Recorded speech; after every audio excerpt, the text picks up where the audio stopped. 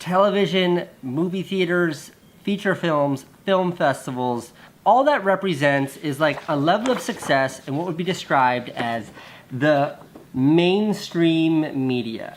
The internet has been seen as a stepping stone, like part of the route to get you to mainstream media. If you do well here, maybe you can get to TV. Maybe you can make a movie that goes into a film festival. That's what I take issue with. I disagree with that. I think YouTube, I think the internet, I think that is mainstream.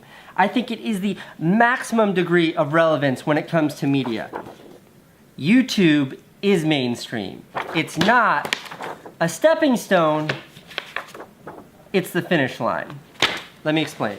All right, I'm gonna have to go to, whoa. I'm gonna have to go to the overhead shooting table for this one.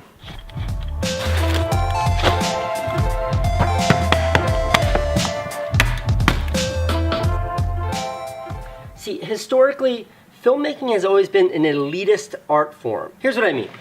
If you wanted to be a painter, you needed a brush and paint. If you wanted to be a writer, you needed a pen and paper.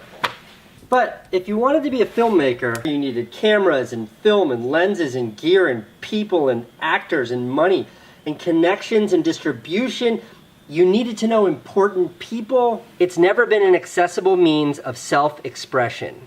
But technology changed that. The beauty of putting movies on the internet is that it's democratic, it's egalitarian, and most importantly, it's a meritocracy. And what that means is, if your videos have an audience, if the work you're making is interesting to anyone, those people can find it. So all you have to be concerned with is making something that someone else wants to watch.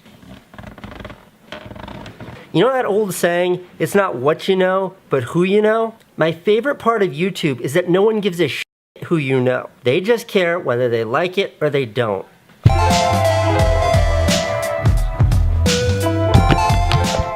And the reason why I shifted from mainstream, from all those accolades I showed you earlier, to the internet is because of this.